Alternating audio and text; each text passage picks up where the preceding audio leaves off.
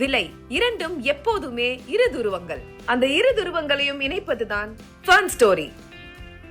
Phone 9566010006 மற்றும் 9566010007. நம்ம ஆளுங்க தானே நம்மள இவ்ளோ தூரம் சப்போர்ட் பண்ணி கூட்டிட்டு வந்தாங்க. அவங்களுக்கு தெரியாதா அவங்களோட பெஸ்ட் ஹாலிடேஸ் நம்ம கூட தான்னு. GT Holidays, South India's #1 travel brand. Touring talkies ரசிகர்களுக்கு வணக்கம். வாங்க லன்ச் நிகழ்ச்சிக்கு போகலாம்.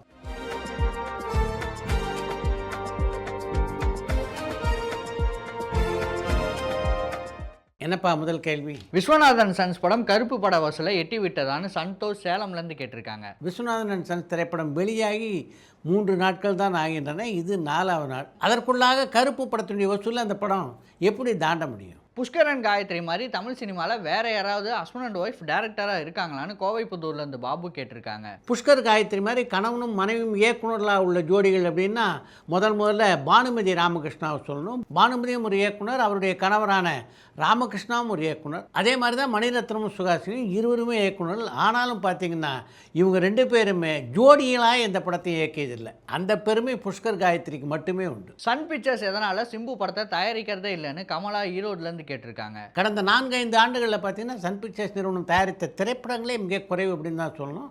அதில் பெரும்பாலும் நடித்ததுன்னா சூப்பர் ஸ்டார் ரஜினிகாந்த். அதுக்கப்புறம் ஒரு சில படங்களில் தனுஷ் நடித்துக்கிறார். அதை தாண்டி எல்லா நடிகர்களையும் நடிக்க வைத்து அவங்க படங்களை தயாரிக்கிறதே இல்லையே. நடிகை ஜி சகுந்தலா தமிழ் படங்களில் ஹீரோயினாக நடிச்சிருக்காங்களான்னு கடலாடியிலேருந்து பாலசுப்ரமணியம் கேட்டிருக்காங்க. எம்ஜிஆர் நடித்த மந்திரிகுமாரி திரைப்படத்திலும் TR மகாலிங்கம் கதாநாயகன் நடித்த சின்னதுரை படத்திலும் ஜி சகுந்தலா கதாநாயகியாக நடித்திருக்கிறார். இத்தனை வருஷம் சினிமாவில் இருந்துமே சிம்பு ஏன் ஒரு குடும்ப படத்தில் கூட நடிக்கவே இல்லைன்னு அருண் திருப்பூர்லேருந்து கேட்டிருக்காங்க. சிம்பு நடித்த ஈஸ்வரன், கோவில், சரவணா இந்த படங்கள்லாம் குடும்ப படங்களாக உங்களுக்கு தெரியலையா என்ன? பாடகி வாணி ஜெயராம் விருதுகள் வாங்கியிருக்காங்களான்னு கடலாடியிலேருந்து பாலசுப்ரமணியம் கேட்டிருக்காங்க. பல விருதுகளை வாங்கி குவித்த ஒரு பின்னணி பாடகி தான் வாணி ஜெயராம். 3 முறை தேசிய விருதை வென்ற அவர் பத்மபூஷன் விருதையும் பெற்றிருக்கிறார். நடிகர் ஜெய்கணேஷ் அவர்கள் நடித்த லட்சுமி அப்படிங்கிற படம் வெற்றி படமாக அமைந்ததான்னு கடலாடியிலேருந்து பாலசுப்ரமணியம் கேட்டிருக்காங்க. ஜெய்கணேஷ் கதாநாயகன் நடித்த லட்சுமி திரைப்படம் வெற்றி படமாக அமையலை. ஜெயிலர் படத்துடைய OTT ரைட்ஸ் வேற ஒரு தளத்திலும், ஜெயிலர் 2 படத்துடைய OTT ரைட்ஸ் வேற ஒரு தளத்திலும் விற்கப்பட்டிருக்கு. இதுக்கு காரணம் என்னன்னு யாழ்ப்பாணத்திலிருந்து ஜானி கேட்டிருக்காங்க. ஜெயிலர் 2 திரைப்படத்தினுடைய OTT உரிமைகள் இன்னும் விற்கப்படலை அப்படின்றது தான் உண்மை. அப்படி இருக்க உங்களுடைய கேள்விக்கு நான் எப்படி பதில் சொல்ல முடியும்? போன வாரம் DC படம் தெலுங்குல அதிகமாக கலெக்ஷன் ஆகிட்டு இருந்தது. இந்த வாரம் விஸ்வநாதன் சன்ஸ் படம் தெலுங்குல சூப்பராக போயிட்டு இருக்கு. தமிழ் படங்களை திடீர்னு தெலுங்கு ரசிகர்கள் கொண்டாட ஆரம்பிச்சிட்டாங்களே, அதுக்கு காரணம் என்னன்னு யாழ்ப்பாணத்திலிருந்து ஜானி கேட்டிருக்காங்க. தமிழ் படங்களை தெலுங்கு பட உலகினர் கொண்டாடுவது இப்போ தான் நடக்குதா என்ன? பல ஆண்டுகளாக பார்த்தீங்கன்னா நல்ல தமிழ் திரைப்படங்களை அவங்க கொண்டாடிக்கிட்டு தான் இருக்காங்க. அதன் காரணமாகத்தான் விஜய், சூர்யா, கார்த்தி போன்ற பல தமிழ் நட்சத்திரங்களுக்கு அங்கே மிகப்பெரிய மார்க்கெட் உருவாகி இருக்கிறது. தெலுங்கு பட உலகில் நல்ல வரவேற்பை பெற்றுக் கொண்டிருக்கின்ற கதாநாயகர்கள் பட்டியலில் சமீபத்தில் இணைந்திருப்பவர் பிரதீப் ரங்கநாதன். அவருடைய படங்களும் பார்த்தீங்கன்னா ஆந்திராவில் வசூலில் பிச்சு உதறது இல்லையா? ராஜகோபுரங்கள் நிகழ்ச்சி நீங்கள் எதிர்பார்த்தது மாதிரி நல்லபடியாக நடந்து முடிஞ்சுதான்னு யாழ்ப்பாணத்திலிருந்து ஜானி கேட்டிருக்காங்க. ராஜகோபுரங்கள் விழாவை பொறுத்தவரையிலே நாங்கள் எதிர்பார்த்ததை விட பல மடங்கு சிறப்பாக அந்த விழா அமைந்தது. மங்காத்தா 2 படத்தில் நடிக்க எதனால் அஜித் தயக்கம் காட்டி வராருன்னு ரவி சாத்தூர்லேருந்து கேட்டிருக்காங்க. மங்காத்தா 2 படத்தில் நடிக்கிறதுல அஜித்துக்கு எந்த தயக்கமும் இல்லை, வேண்டாம் அப்படின்னு தவிர்க்க பார்க்கிறார், அவ்வளவுதான். மியூசிக் டைரக்டர் SA ராஜ்குமார் இப்போ என்ன பண்ணிட்டு இருக்காரு, ஏதாவது படத்துக்கு மியூசிக் பண்ணிட்டு இருக்காரான்னு வடிவேலு திருப்பூர்லேருந்து கேட்டிருக்காங்க. இசையமைப்பாளர் SA ராஜ்குமார் இப்போ எந்த ஒரு படத்துக்கும் இசையமைப்பதாக தெரியல. சித்ரா சார் இந்த போட்டோ எப்போ எடுக்கப்பட்டதுன்னு சொல்ல முடியுமான்னு விக்னேஷ் திருநெல்வேலியிலேருந்து கேட்டிருக்காங்க. இந்த புகைப்படம் தேவர் படத்தினுடைய கன்னித்தாய் என்ற படத்தினுடைய தொடக்க விழாவின் போது எடுக்கப்பட்ட படமாக இருக்க வாய்ப்பு இருக்கு. மகுடம் படத்தில் நடிக்கும்போது அந்த படத்தோடைய ரிசல்ட்டை உங்களால் கணிக்க முடிஞ்சுதான்னு கொழும்பு நகர்லேருந்து அதியன் கேட்டிருக்காங்க. முழு படத்தில் நடிக்கிறவங்களாலே அந்த படம் என்ன மாதிரியான வசூலை பெறும், எப்படிப்பட்ட வெற்றியை பெறும் அப்படின்றதெல்லாம் ஊகிக்க முடியல.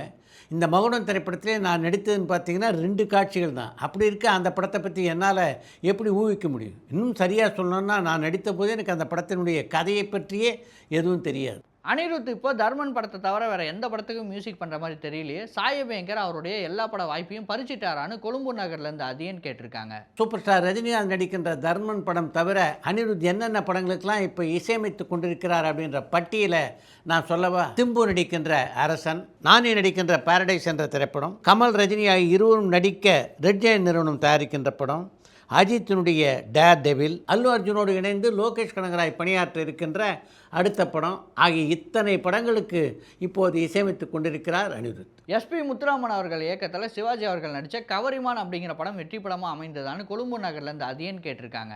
எஸ்பி முத்துராமன் இயக்கத்திலே நடிகர்களும் சிவாஜி நடித்த கவரிமான் திரைப்படம் வெற்றி படமாக அமையலை. அந்த படத்துடைய படப்பிடிக்கும் போதே அந்த படம் வெற்றி படமாக அமையாது என்பதை கொஞ்சம் சூசகமாக எஸ்பி முத்துராமனுக்கு உணர்த்தி இருந்தார் சிவாஜி. அதை பற்றி ஒரு பத்திரிகை பேட்டியிலே எஸ்பி முத்துராமனே பகிர்ந்து கொண்டிருக்கிறார். நடிகர் அஜித்துடைய டேர் டெவில் படத்தில் விக்ரம் மாதவன் 2 பேருமே நடிக்க இருப்பதா தகவல் வருது. அது உண்மையான கார்த்திக் பரமக்குடியிலேருந்து கேட்டிருக்காங்க.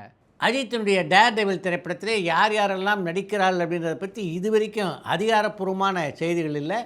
மோகன்லால் நடிப்பதற்கான வாய்ப்பு இருப்பதாக மட்டும் ஒரு சிலர் சொல்கிறார்கள். யோகி பாபு தெலுங்குல ஹீரோவா அறிமுகமாக போற படம் என்னாச்சுன்னு மத்திஷான் ஸ்ரீலங்காலேருந்து கேட்டிருக்காங்க. இப்போதைக்கு யோகி பாபு எந்த ஒரு தெலுங்கு திரைப்படத்திலும் கதாநாயகன் நடிப்பதாக தெரியல. வெங்கி அட்லூரிக்கு சூர்யா அவருடைய 50வது படத்தை டைரக்ட் பண்றதுக்கு வாய்ப்பு தருவாரான்னு மத்திஷான் ஸ்ரீலங்காலேருந்து கேட்டிருக்காங்க. தன்னுடைய 50வது படத்தை இயக்குவதற்கான வாய்ப்பினை வெங்கி அட்லூரி சூர்யா வழங்குவதற்கான வாய்ப்புகள் இல்லை. இளையராஜா அவர்கள் அரசாங்க பாடல்கள் எதுக்காவது மியூசிக் பண்ணி கொடுத்துருக்காரான்னு பூபாலன் சேலம்லேருந்து கேட்டிருக்காங்க. அரசாங்கத்தினுடைய பாடல்கள் எதுக்கும் இளையராஜா இதுவரைக்கும் இசையமைச்சதாக தெரியல. எம்ஜிஆர், சிவாஜி, ரஜினி, கமல் இந்த 4 பேர்ல யார் அதிகமாக கோவப்படுவாங்கன்னு கமலா ஈரோடுலேருந்து கேட்டிருக்காங்க. நீங்கள் குறிப்பிட்டிருக்கின்ற 4 பேருமே கோவப்படுவாங்க.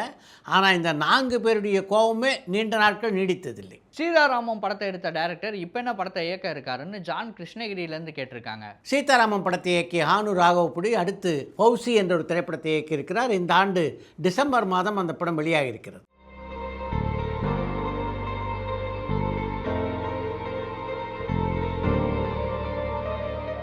எழுத்தாளர் சின்ன அண்ணாமலையோட கதைகள் ஏதாவது படங்களாக வந்திருக்கான்னு கடலாடியிலேருந்து பாலசுப்ரமணியம் கேட்டிருக்காங்க. நடிகர்களும் சிவாஜி கணேசன் நடித்த தங்கமல ரகசியம் படத்துக்கு கதை எழுதியவர் சின்ன அண்ணாமலை தான். அதுக்கு பிறகு நான் யார் தெரியுமா, தர்மராஜா போன்ற படங்களுக்கும் அவர் கதை எழுதியிருக்கிறார். அடுத்து இன்று ஒரு தகவல்.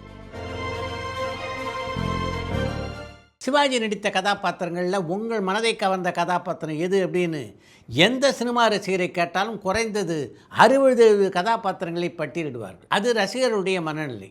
தான் நடித்த கதாபாத்திரங்களில் சிவாஜிக்கு பிடித்த கதாபாத்திரங்கள் எதுவாக இருக்கும், இதை அவரிடமே கேள்வியாக கேட்டார் ஒரு பத்திரிகை நிருபர். நான் நடித்த கதாபாத்திரங்களை எனக்கு பிடித்த கதாபாத்திரங்கள் அப்படின்னா நிறைய படங்களை சொல்ல வேண்டியிருக்கும். அதில் ஒரு 4 திரைப்பட கதாபாத்திரங்கள் மட்டும் குறிப்பிட்டு நான் சொல்ல விரும்புகிறேன். முதல்ல நான் குறிப்பிட்டு சொல்ல விரும்புவது கப்பலோட்டி தமிழ் படத்தில் நான் நேற்றிருந்த வஉசி கதாபாத்திரத்தை.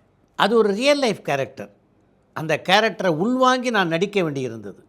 வஉசியினுடைய மகனான சுப்பிரமணியம் அந்த படத்தை பார்த்துவிட்டு திரையில் எங்கள் அப்பாவை அப்படியே நேரில் பார்த்தது போல் இருந்து என்று சொன்னபோது எனக்கு ஏற்பட்ட திருப்திக்கு அளவே இல்லை என்று சொல்லலாம். அதுக்கப்புறம் நான் குறிப்பிட்டு சொல்ல விரும்புகிற ஒரு கதாபாத்திரம்னா அது சம்பூர்ண ராமாயணம் படத்திலே நான் ஏற்றிருந்த பரதன் கதாபாத்திரம். முதலறிஞர் ராஜாஜி அந்த படத்தை பார்த்துவிட்டு என்னை பாராட்டிய போது என் ஜென்மமே சாபல்யம் அடைந்ததைப் போல நான் உணர்ந்தேன். அதுக்கடுத்து சொல்லணுன்னா நீங்கள் எல்லோரும் இன்று வரையிலே பாராட்டி கொண்டிருக்கின்ற அப்பர் கதாபாத்திரம். அதுக்கப்புறம் நான் குறிப்பிட்டு சொல்ல விரும்புவது இன்னொரு முக்கியமான கதாபாத்திரம். அது பாசமலர் படத்திலே நான் ஏற்றிருந்த அந்த அண்ணன் கதாபாத்திரம் என்று ஒரு பத்திரிகை பேட்டியிலே பதிவு செய்திருக்கிறார் நடிகர் திலகம் சிவாஜி.